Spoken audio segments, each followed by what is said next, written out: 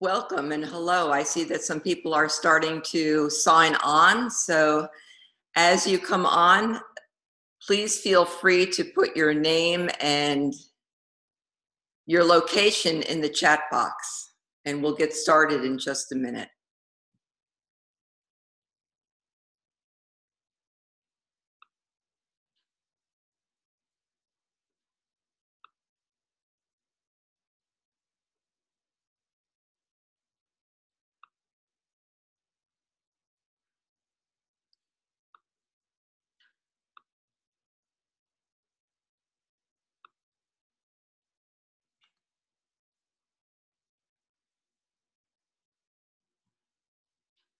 Hello, Jana. Hello, Jody.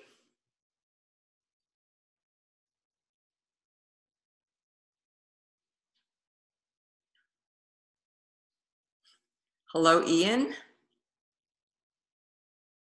I was very pleasantly surprised with the response to the webinar. So I think that this material must be really needed out there. And Carla, welcome.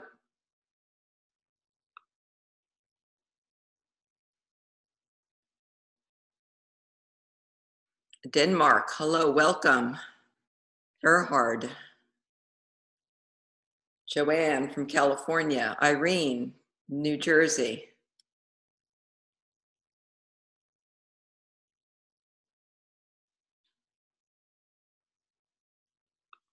Okay, and as people continue to sign in, and I would like to just officially get started, I respect your time and appreciate your attendance.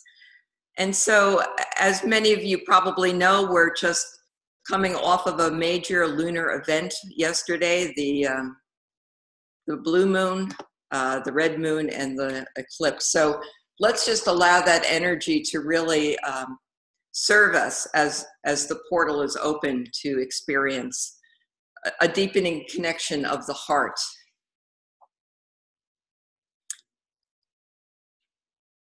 And so today is also a holiday in Ireland, and so we want to acknowledge and honor the goddess and Saint Bridget on this day of February 1st. And it's also known as Imbolc. I may not be pronouncing that right, but it's a holiday for those of us in the Northern Hemisphere, and I don't know if I've seen anybody yet from the Southern Hemisphere. So many of you do not know me, so I just want to give a little bit of information of who I am and why I am uniquely suited to teach this webinar. My background is heavy science, evidence-based mindset, scientific method, and so I started off working in a clinical chemistry lab, hematology lab, and then went on to a heart monitoring company where I was working in engineering. So very intellect focused for a lot of my life. And then as I entered my midlife, as so often happens with people, I felt that there was so much more. And I started graduate school in my 50s, going to Pacifica. And there I decided to focus on the heart, but looking at it from a perspective of wisdom traditions and mythopoetic literature, which just really opened up a whole new world for me. But even that, the depth psychological perspective wasn't quite enough. And I felt it was very important for me to get into my body and experience the heart opening physically.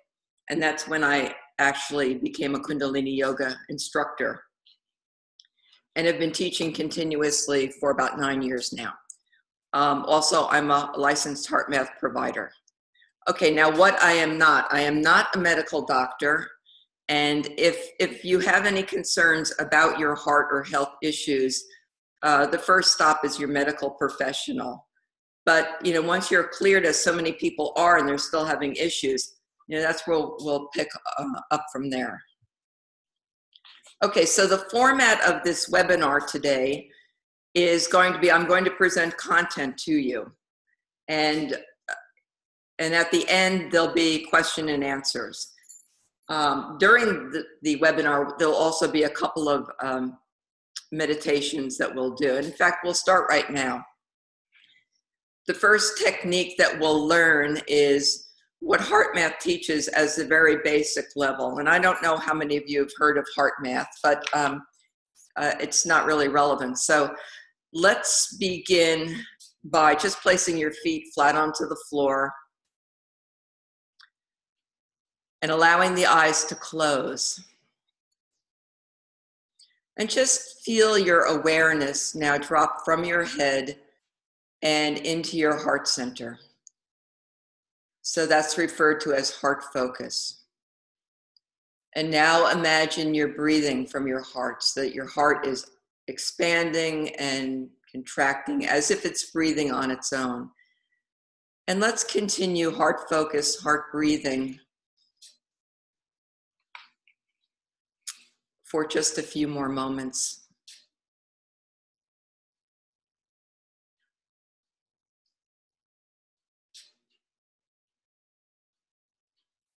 And today's webinar is being recorded, so don't feel that you need to take any special notes, of course, unless you want to.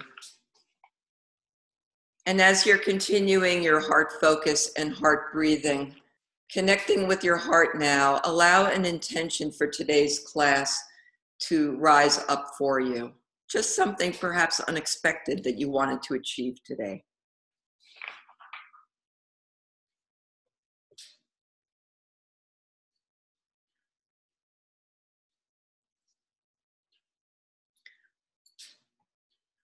And so, of course, the webinar title is The Heroine's Journey to a Coherent Heart.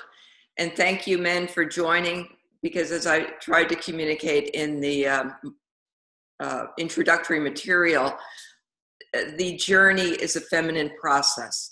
This is something for both men and women to go through. It's a journey of surrender.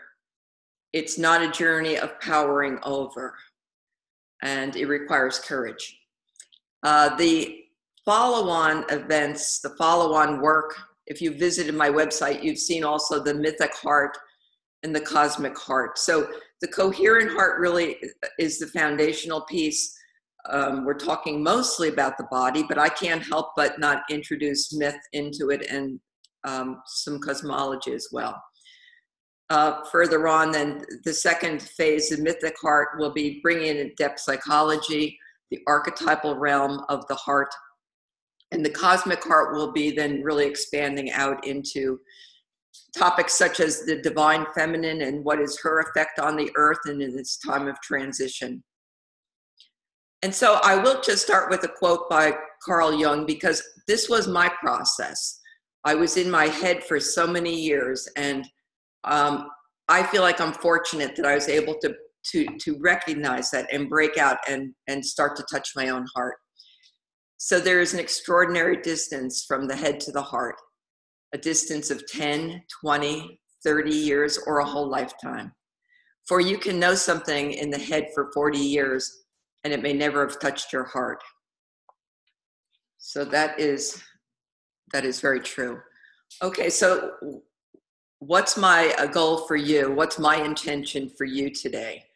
And so I would like to teach you so that you may learn some of the basics of heart coherence, what that's about. Teach you a few strategies so that you can learn to optimize your own heart coherence. Find out what the masculine and feminine aspects of the autonomic nervous system, which we'll get to, and how to rebalance them. And why the vagus nerve, again, we'll get to that, is called the central tuning string of the body by the yogis, and how to tune it. And also how we can discover ways to prepare your nervous system and immune system for the higher vibrational voltages that are coming our way now. And so some of this will get into a little bit of anatomy, a little bit technical. And some people I know from experience don't really like that. So I would like to start with a story that really is the essence of today's discussion. And it's a story that Carl Jung has told repeatedly. Some of you may be familiar with it. It's the Rainmaker story. And it was told to Carl Jung by Richard Wilhelm, who was a translator of the I Ching, or, of course, one of the versions of it. And it goes like this. So feel free to either look at the picture or just close your eyes.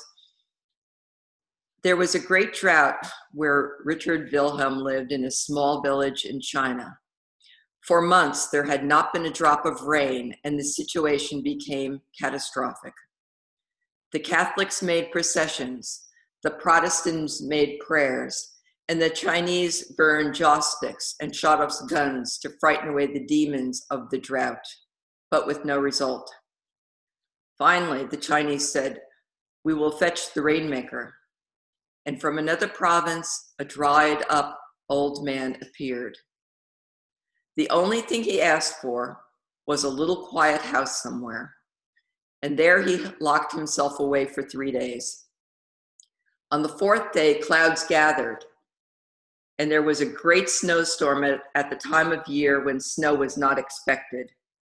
An unusual amount, and the town was so full of rumors about the wonderful Rainmaker that Wilhelm felt compelled to go ask the Rainmaker how he did this, how he made this occur. So in true European fashion, Wilhelm said, "They call you the Rainmaker. Will you tell me how you made the snow?" And the little Chinese man said, "I did not make the snow. I am not responsible." "But what have you done here for these 3 days?" "Oh, I can explain that. I come from another country where things are in right order. Here they are out of order. They are not as they should be by the ordinance of heaven. Therefore, the whole country is not in a state of Tao. And I am also not in my natural order, being in this disordered country. So I had to wait for 3 days until I came back into a state of Tao, and then naturally the rain came." So these concepts are very key to what we'll be talking about. So I'll refer back to right order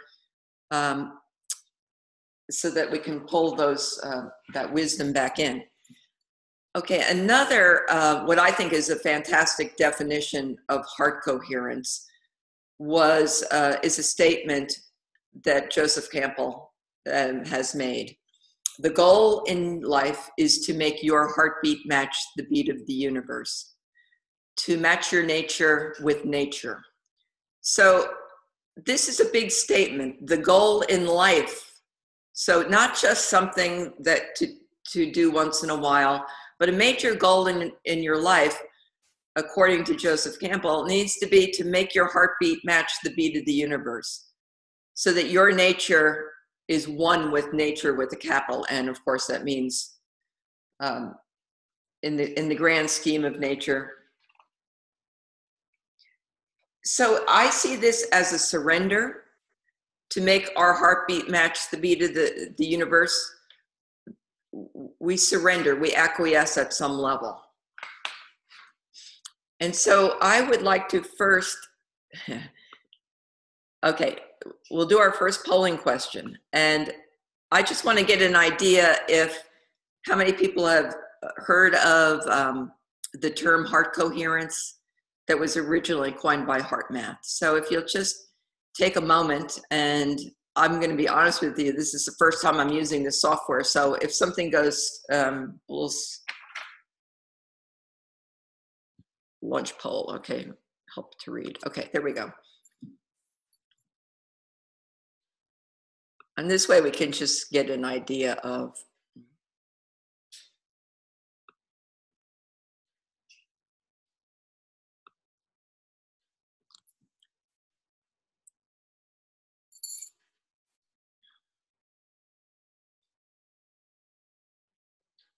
Okay, well, this is quite a spread. It looks like about 70% of people have an understanding of heart coherence, and about 16% it's brand new, and 13% heard of it, don't really know what it means. Okay, wonderful.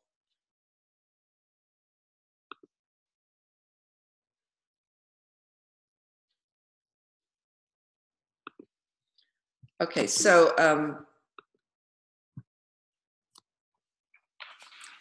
all right, to get an example of what coherence is in nature,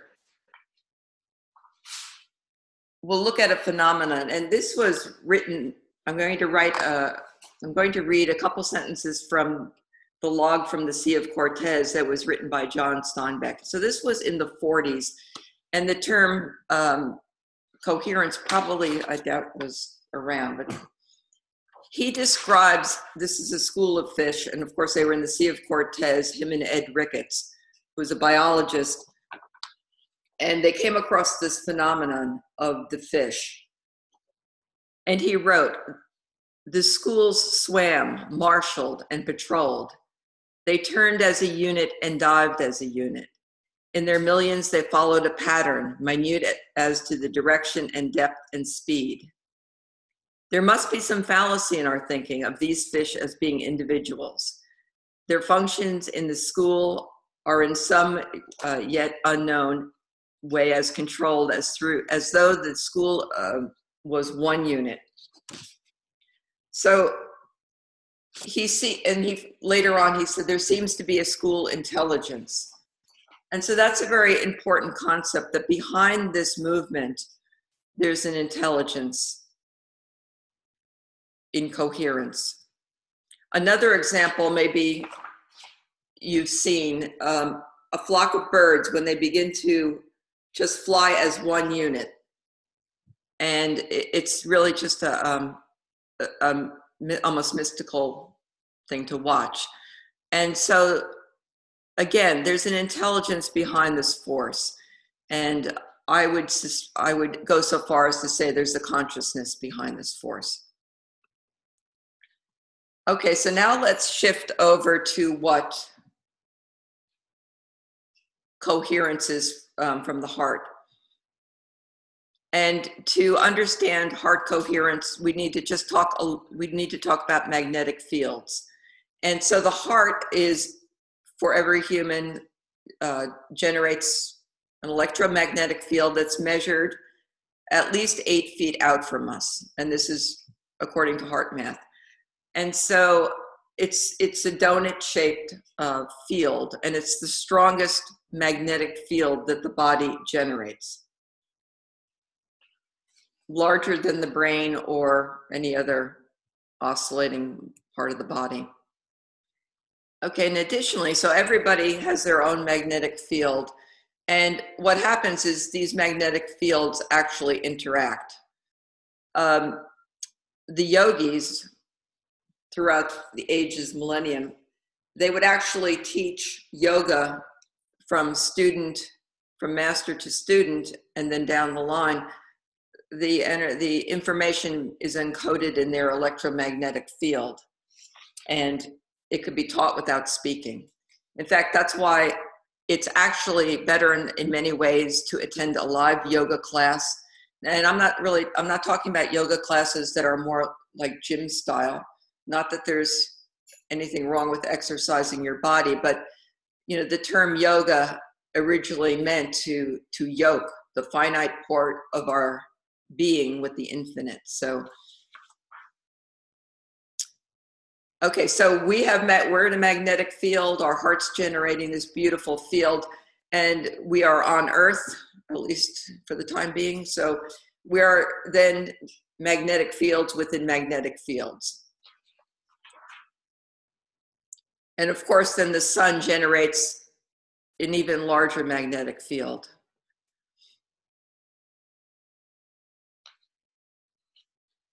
And so the sun not only is generating a magnetic field, it's also emitting cosmic rays, solar particles, and emitting solar flares. And so for us to remain in a coherent state, like the fish or like the birds, we have to really be, our magnetic fields have to sync up.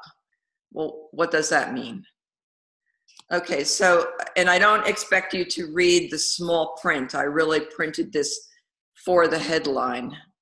And that is Yogi Bhajan, who was the teacher who brought Kundalini Yoga to the West. Back in the 60s, he was foretelling that it's going to be very critically important for people to synchronize their minds with the cosmic magnetic field, the whole cosmos. So, you know, we're not really trained to do this. I'm just trying to move the chat box. Okay, so, and he's saying that once we are trained to match our own, he says mind, but what you'll see is once your heart is in a state of coherence, the mind syncs up to the heart. It's not the other way around. And then we become interconnected with all beings. Okay, so a very important point that Yogi Bhajan brought to us is that he said that the solar flare activity is going to be ramping up to the point where it's going to feel like a jackhammer penetrating our aura, and aura and electromagnetic field is the same in Kundalini Yoga and other yogas. And it's there to design to wake up our emotional body. So at this time in our development as a human, our evolution, that this time is very important, and these solar flares are increasing, and they have a very important purpose. And so he also predicted that during this period, which he called the gray period on Earth, which will last, according to the yogis, until 2038, so another 20 years, that we are going to be experiencing a lot higher frequencies, which occurs when the epochs change. So we are finished with the Piscean age from a yogic perspective, and we've entered into the Aquarian age, but our bodies and our minds haven't really caught up with the frequency changes, and it's causing a lot of pain and havoc with people. And so what he predicted is that a term he used is cold depression. And it's not just a personal challenge, but it's more of the entire population, or a good percentage is going to be affected by this cold depression. And it's called cold because it's a state of feeling numb and perhaps disconnected. The stress contributes to it, the anxiety, and it's something that if we don't learn to build up our own magnetic fields, our own heart coherence, it's possible it can become overwhelming for a lot of people. So this is going to be the second second exercise that we're going to do together. This one's a little bit more involved than the first one. It's called the meditation to alleviate stress, and it's designed to remove the stress from your aura, your electromagnetic field, and also to help to feel calm. So it's a wonderful exercise to do before bed. And whenever you do a Kundalini Yoga exercise, we tune in with the Adi mantra, which is Om Namo Guru Dev Namo. And that simply means that you're calling upon the guru within. Guru means going from darkness to light. We're taking the guru off. We're not projecting out onto anybody anymore. We're taking that power back within our own being. And we're trying to get our energy and strength from prana or chi, the life force energy, and instead of from substances or approval, that it's time that we really develop those resources from within to deal with the just explosive amounts of stress, anxiety, and cold depression that's happening. So, okay, I'll switch into yoga mode here, and we'll rub the palms of the hands together. I know that there's a couple of yogis out there. If this is new to you, or if it's like what's she doing now, just allow the vibrations to wash over you. Again, we're going to be coming at coherence from lots of angles here. So rubbing the palms together, placing the hands at the heart center. We're going to chant this 3 times. Inhale deeply. Exhale. Deep inhale. Exhale. And inhale to tune in. Om Namo Gurudev Namo. Om Namo Gurudev Namo. Om Namo Gurudev Namo. Inhale deeply. Exhale. Relax your arms, your hands down. Allow the eyes to remain closed. And I'll just walk you through this as though we were in a regular yoga class. Placing the thumb and index finger, pressing them gently together, just holding them in your lap. The inhalation will be through the nose, the exhalation will be through the nose, and the inhale is what's called 8 strokes or 8 segments. And just think of each stroke as a sniff. The exhale is through the nose, 1 long breath. Now, where the technique comes in with this is that you want to try to get each of the segments of the 8 segments to be equal length so that you're not already fully inhaled at the 6th stroke. It takes practice like anything else. And then exhale, 1 long breath. We're just going to do this for a minute or so that you can get the idea. So again, eyes closed, and let us begin. You're going to go at your own pace. Inhale 8 strokes.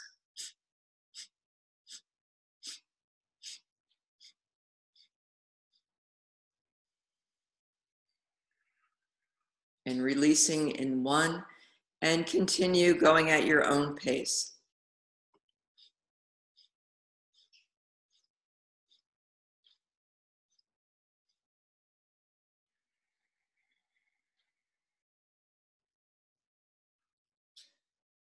The idea is to completely fill the lungs over the count of 8 and completely empty the lungs on the 1 count exhale.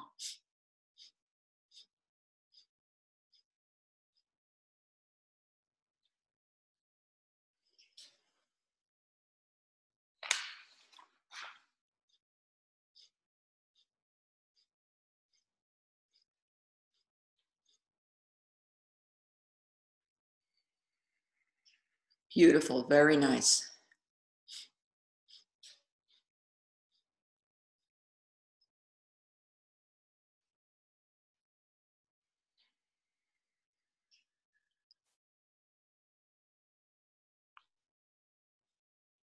Inhale deeply. Suspend the breath. Exhale. And just allow your eyes to remain closed for a few more moments and scan your body. Now, this is just 1 minute. If you are so inclined, if this exercise speaks to you, you might want to try it for 11 minutes a day over the course of 40 days to really feel the effects. I put the symbol of the capsule with the lotus so that you know that it's really a medical grade meditation. It will help reduce stress. Like anything else, it takes practice. You may want to start with 3 minutes, depending on if you know, seasoned meditator, 11 minutes is nothing. If you really haven't meditated, you know, 30 seconds is a lot. So use your judgment on that. All right, now moving on to heart coherence. So a wonderful saying by Yogi Bhajan, every beat of the heart is the rhythm of the soul. So I'll just take that for a moment. So when your heart beats, it generates a rhythm. So on the left of your screen, you see a jagged, chaotic waveform. When we're stressed, when we're anxious, when we're depressed, when we are feeling shame or lower states of consciousness, our heart literally does generate a waveform that looks like that. That waveform is not matching the beat of the universe. Conversely, when we are feeling our consciousness elevated, when we are feeling even neutral, when we're feeling at ease and at peace, our heart will start generating a regular, what's called a sine wave, S-I-N-E. Some of you may remember that from high school math. And so this is the beautiful magnetic field is shown, and also the heart rhythm pattern. And so the quickest way to get from a state of incoherence to coherence is with the breath. And that's why I selected that particular micro meditation that we just did. So there are various stages of coherence, and to even get from where we're chaotic to starting to generate a nice sine wave, the breath is the fastest way to do it. So what causes the heart to beat in coherence and to generate a sine wave? What makes the heart beat chaotically? But how do we know? How do we know how it's beating? So the waveform on the top, as I just mentioned, is incoherent. Just as it would sound. It's not matching the universe. Stress, anxiety, depression, bombardment of higher frequencies coming at us versus the matching the heartbeat with nature below. So from the opening story, not being in right order would be the top chart. Being in right order, being in a state of the Tao would be in the lower chart. Okay, well, how do we measure this? It's measured with something called heart rate variability, which some of you may be familiar with, some of you may not be. Unfortunately, I've gone to a couple of cardiologists because I've had my share of heart palpitations, and neither one was familiar with using short-term heart rate variability as a way to build coherence. This was something that they had never heard about. But just real briefly, what is heart rate variability? It's not to be confused with the EKG graph, which is pictured there, but rather it's the rate of change of how fast your heart is beating. So you may go to the doctor's office, and they may take your pulse and say, okay, 60 beats per minute, your average heart rate is 60.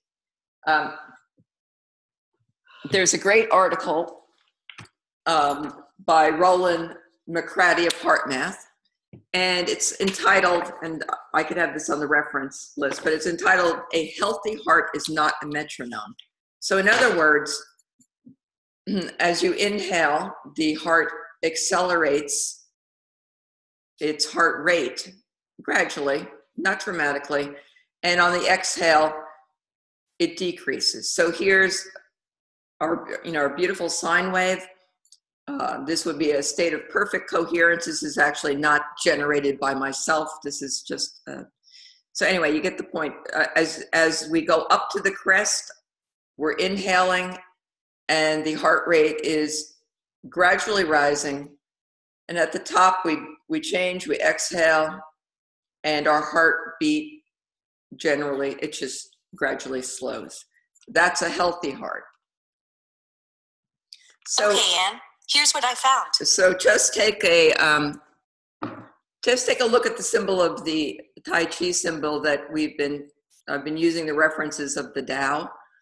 And so you'll see embedded right in the symbol is the sine wave. So it's an archetype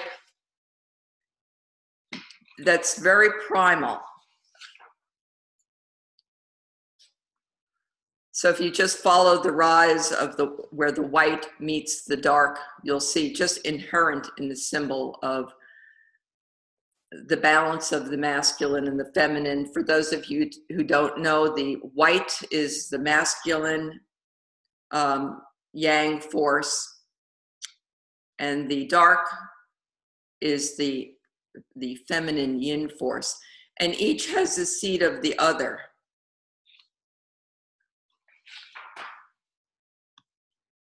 Okay, so but the yin yang symbol it's not stationary, just like our heart rate's not stationary. There's movement that happens.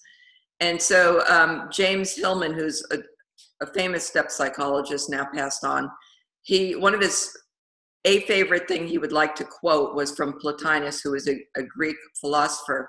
The motion of the soul is circular. So that reminds me of this Tai Chi symbol in motion. And so the solid black lines represent the masculine energy, the yang.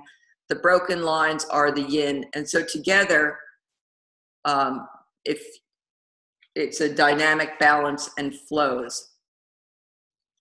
So we can apply this to nature. The top of the curve, the summer solstice, the peak of summer yang energy, the bottom of the curve, the winter solstice, absolute yin energy or feminine.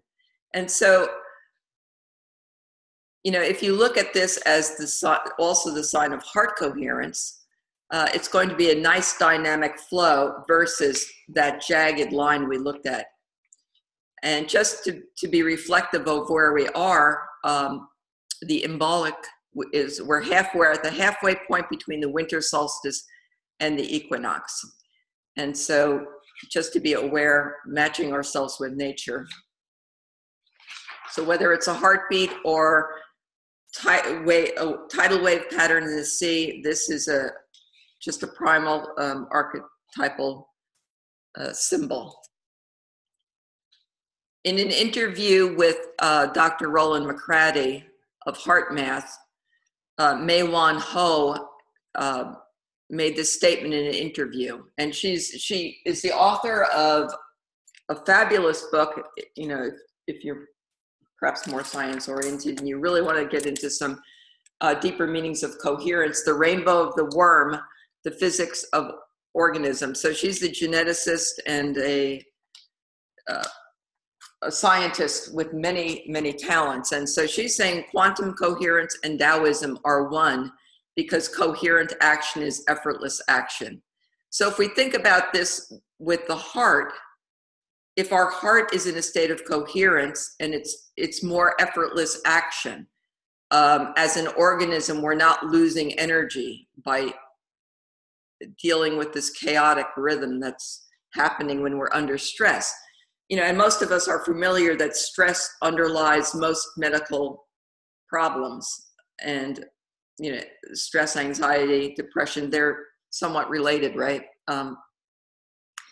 And she also says in the interview that, quote, I'm quoting her, the idea of coherence is so foreign to most Western trained scientists that there's been a lot of resistance to it from the mainstream.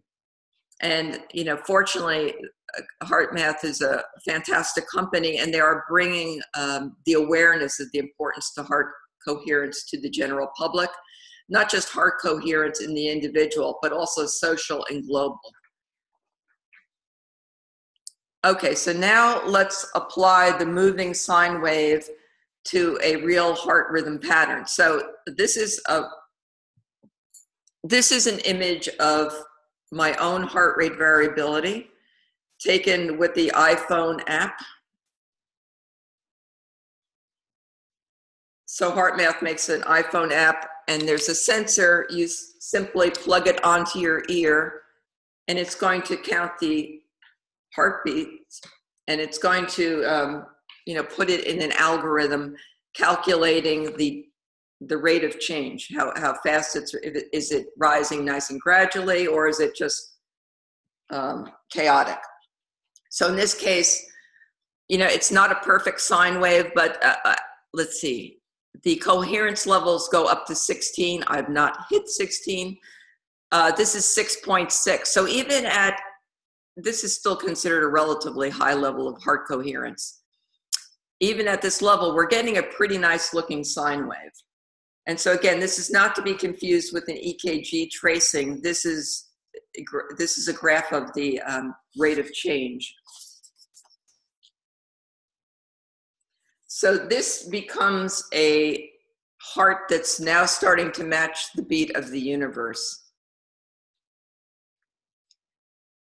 Okay, so getting back to, heart rate variability is the mechanism we measure our heart coherence. And I've done some research, but there's hundreds and hundreds of articles out in mainstream contemporary medical journals that do indeed talk about this. So whether it's really in the consciousness of our medical community or not, I'm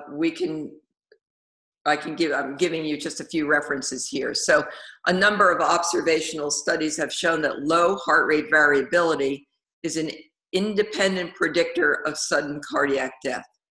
So this is from 1999. This has been around for a while. An article from Circulation, short-term heart rate variability strongly predicts sudden cardiac death in chronic heart failure patients.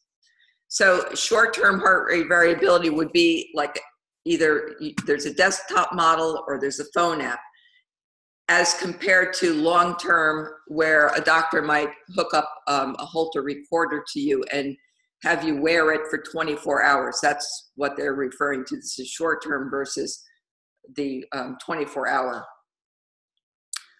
Okay, so here's another example. Low heart rate variability in the 2-minute rhythm strip predicts risk of coronary heart disease and mortality from several causes. So why wouldn't we want to know about this? Just one more, I'll let you read. So when I was working at Space Labs designing heart monitoring equipment in engineering, there was a moment, I'll never forget it. I was in the lab, we were looking at some product that we're working on, and I thought, so much time, so much money being invested, when the patient's really just almost at the bitter end, congestive heart failure. It's like, what would happen if we backed up this process? What would happen if we started to develop heart coherence while we're relatively healthy? What would that do to our healthcare? But it goes so much further than that even. Some of you may have heard of fetal monitoring or have seen it. So this goes back to 1965. That's when heart rate variability was first used in the clinical setting. And like I said, it may not have gone a lot further than that. But just a couple of dates for your reference there. There is a fabulous book, Human Heart, Cosmic Heart, that I was actually introduced to not long ago. That really, it's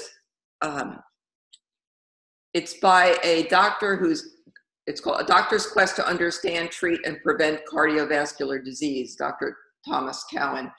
And it is so much in alignment with what the heart math people are doing and with the articles I just showed you, because he's saying the real revolution in the prevention and treatment of heart disease has to do with the autonomic nervous system. So we have to at least briefly go into this to understand heart coherence.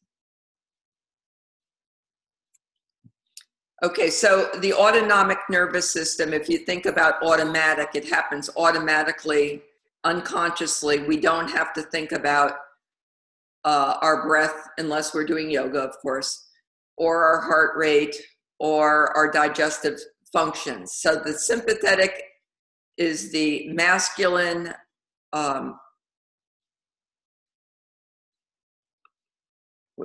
fight or flight. It's the yang energy. We need our sympathetic nervous system.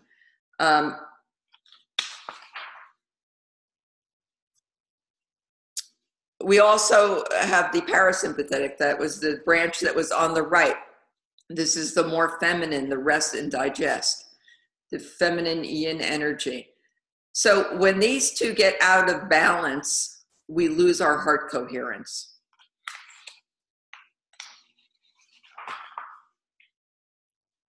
So just to really, this is another view of heart rate variability. Well, we don't need to go in. Okay, so just, I've labeled the sympathetic and the parasympathetic, and sticking with our concept of the Tao being our state of coherence, that would be that light blue middle zone. So this is the way most of us are walking around most of the time, where the sympathetic system is just overpowering the parasympathetic. And that's what Dr. Cowan's talking about, is that, you know, when these two are balanced, that's a healthy heart. When we're operating like this graph, which would be very jagged, this is just another view of the data that's causing us, it's caused by the stress, and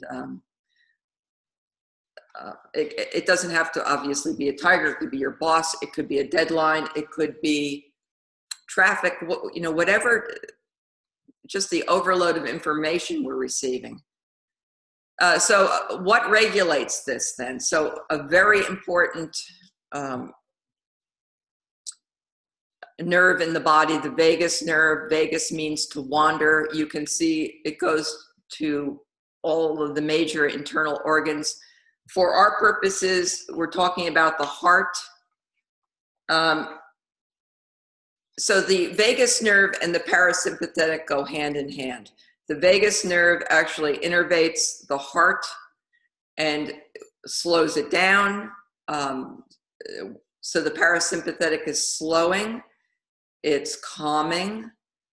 But when the sympathetic is railed, it can't do its job. And so the vagus nerve is not operating, and we are in a world of hurt.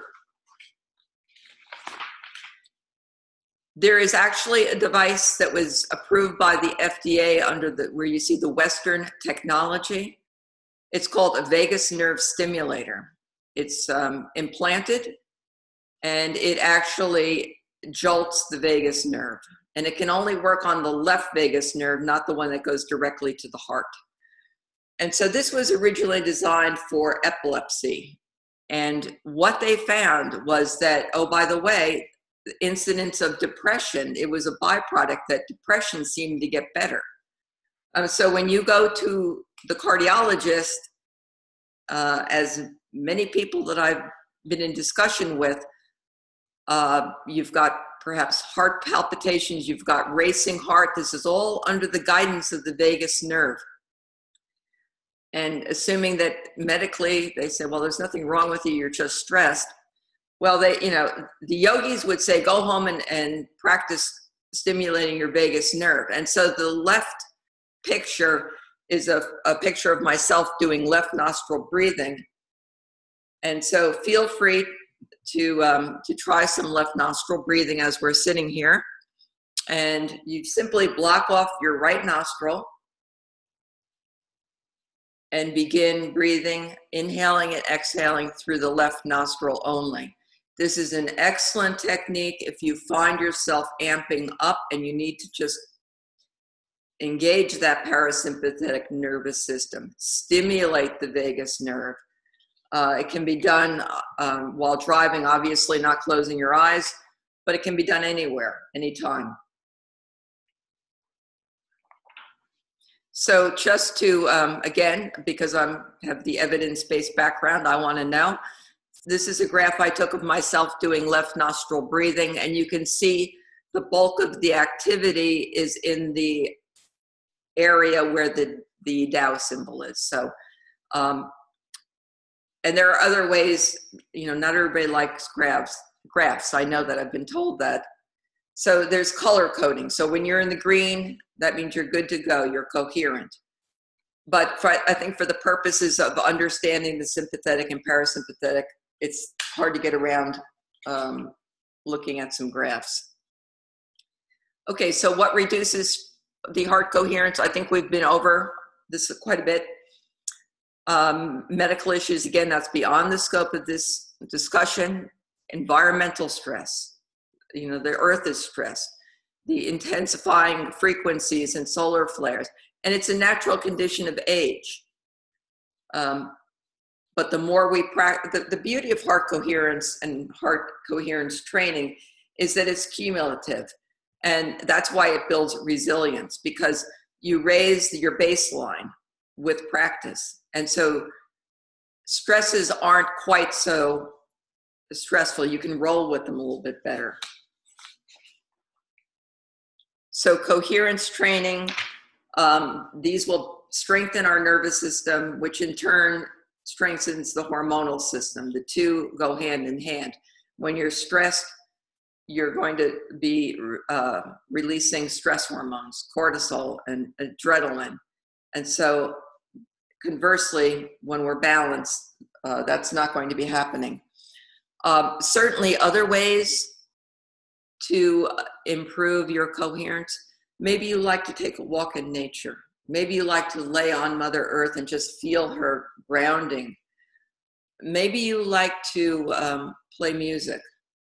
I have also found, after reading spiritual passages, and then oh, by the way, it's time for me to do my coherence training. Sometimes it's, for me, off the chart. It's like, wow, that really got me into a state of coherence. Also, I know that my yoga students love their gong sessions. And so the parasympathetic rejuvenation can also take place during a gong bath. I actually use a CD that's a therapeutic grade gong playing. And so, again, here's the evidence that this was recorded by myself on myself during a gong bath. And so 90% incoherence, excuse me, and most of the activity is in the area of coherence. And so before I open it up for questions, I would just like to say that if you, here's one more scale. That's what happens when you tweak the presentation up till the end. Some of you may or may not be familiar with the book, Power versus Force by David Hawkins, MD. I like this scale of consciousness, and this is my own thoughts. I don't have any graphs to prove this, but at the level of courage, which he calls a neutral place, I believe that's the beginning of heart coherence. Certainly practicing neutrality, I have seen my own evidence of being into coherence. But the beauty is, just like the heart math scale goes up to 16, very few people on the planet are walking around over 10, even with practice. And so as your heart builds coherence and you start to experience higher levels of love maybe perhaps not just for your own children, but for all children, or joy, not just for your own accomplishments, but for the world's. And we get into the realms of then peace, and certainly like the Buddha and Christ would be enlightened ones. So coherence is more than just a stress relief program. It actually can train you to elevate your own consciousness. And it's a beautiful thing to experience and to share with other people. And so if you find this interesting, and I would encourage, some people can take this information, practice, and really gain heart coherence. I know that when I've done workshops with my yogis, the meditators, they get coherent very quickly. So without coherence training per se, they're doing meditation and building their coherence. But I am going to be offering a class, 5 classes over the course of 10 weeks to go deeply into this material if it calls to you. And also because I believe it's important to get into our body for those people who enroll before February 9th. There'll be included 10 full live Kundalini yoga classes. So that won't be lecture. We're going to be getting down on the mat. We're going to be doing yoga, meditation, postures, specifically selected for expanding our auric field, our electromagnetic field, to build the nervous system and to help the adrenal glands to recover. So if that's of interest to you, I invite you to take a look at that. And let's see if we can, we're going to open this up for questions.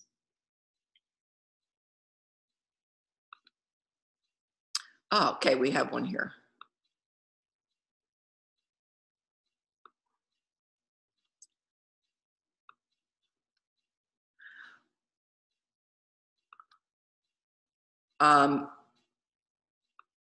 Okay, so the first question, and bear with me, like I said, I'm new at this. So somebody asked about what do I say about AFib? Is it out of coherence or is it an effort to match increasing natural frequency?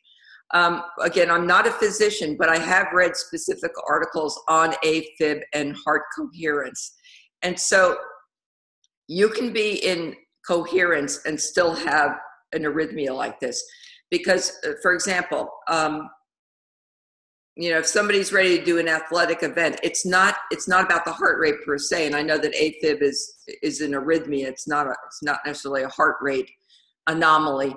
But I would see if, I just remember very distinctly, it said practicing heart coherence will help with that.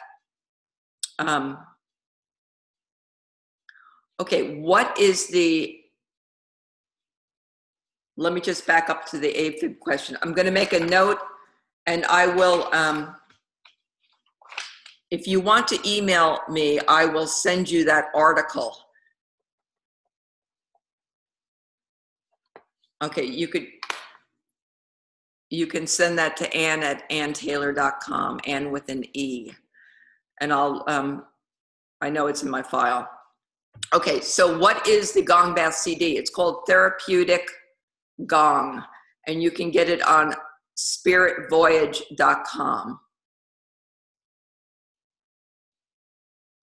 And it's by Dr. Yogi. But if you just spiritvoyage.com and then just search Therapeutic Gong, you'll find it.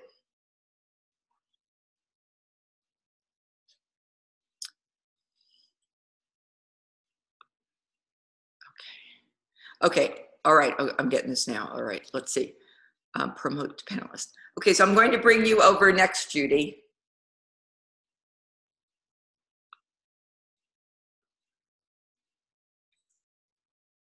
Okay. Hello. Okay.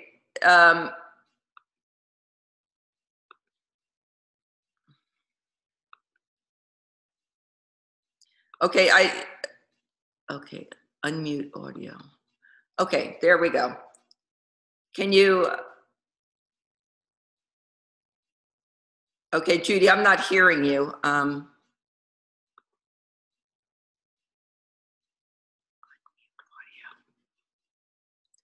Okay, it says you should be working. If not,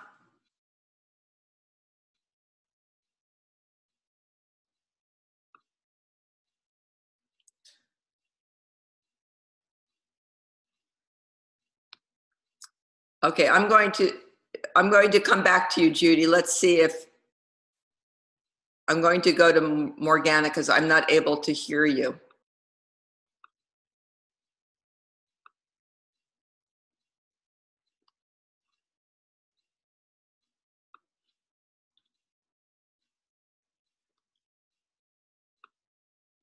Okay, Judy, would you mind writing your question in the chat box, because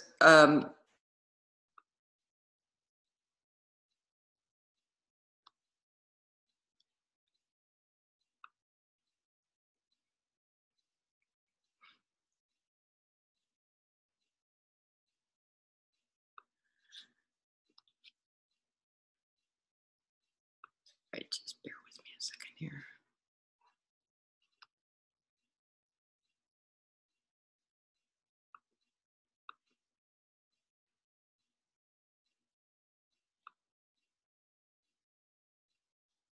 Okay, I'm hoping to get a little technical assistance. Okay, there you go.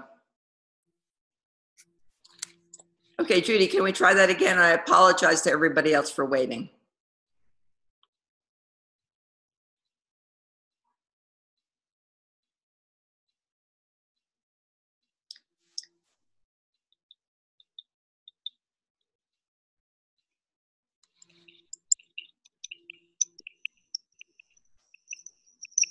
And can you hear me? This is Jocelyn. Can you hear me? Yes. Okay. It seems like, Judy, I wonder if the microphone is somehow turned off in your device, in your computer, because you're not muted in Zoom, but we can't hear your voice.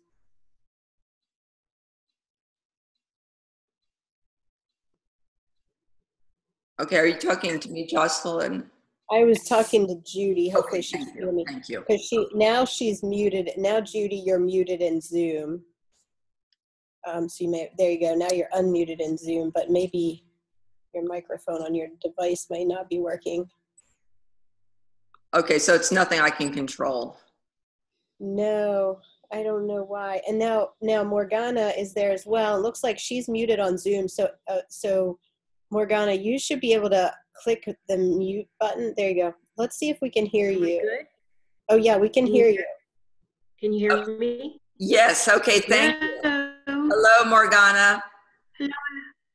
Hi, you can hear me? Yes.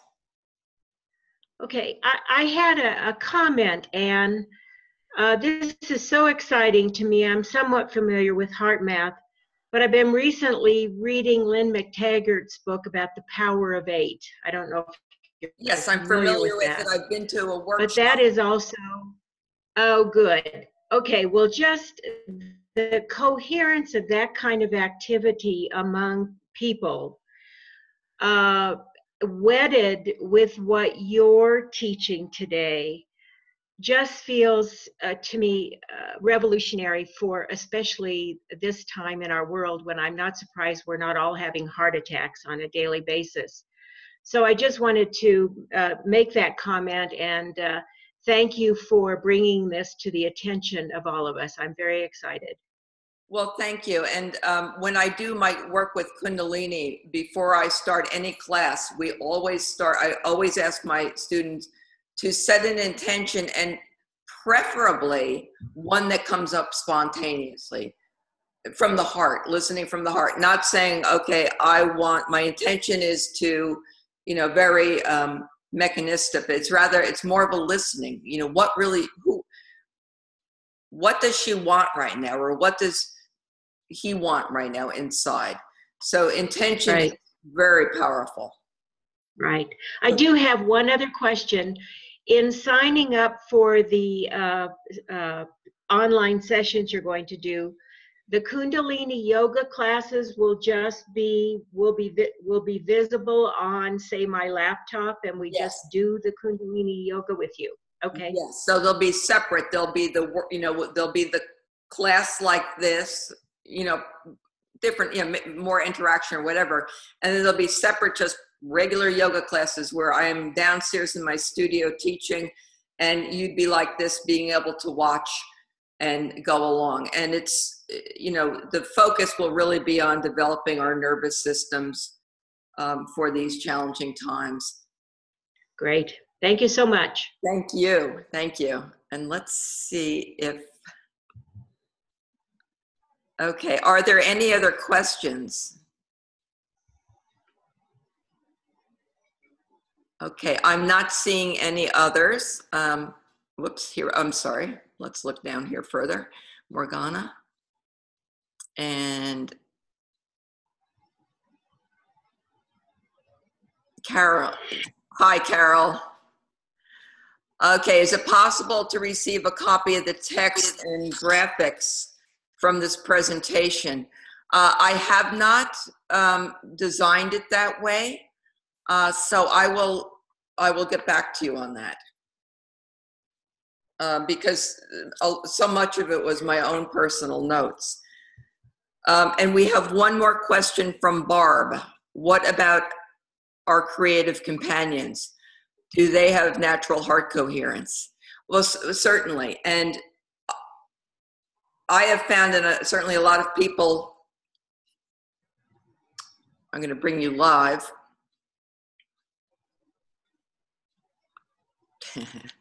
Okay, so I see we need to practice more on the question and answers. So I'm just going to answer Barb's question. When I am practicing heart coherence, or when I am practicing meditation and yoga, my little companion just loves to just curl up. And so you know that they're feeling the coherence. Everything in nature has coherence. I just think that they're probably better at it than we are, that, you know, they're not as stressed as we are. But, you know, the birds, the rocks, everything that's alive on the earth has coherence. Okay, so let's see, if there's no other questions, let's see, I think we've got them all. And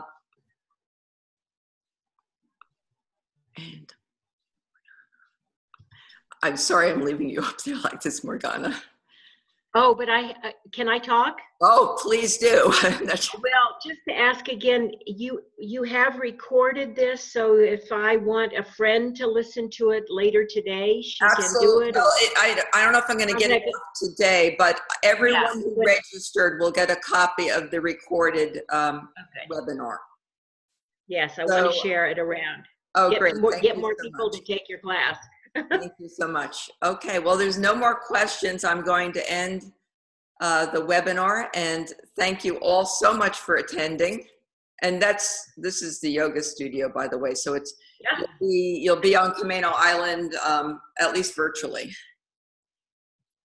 All right, so thank you very much, everyone, and have a great day. Camino, wow.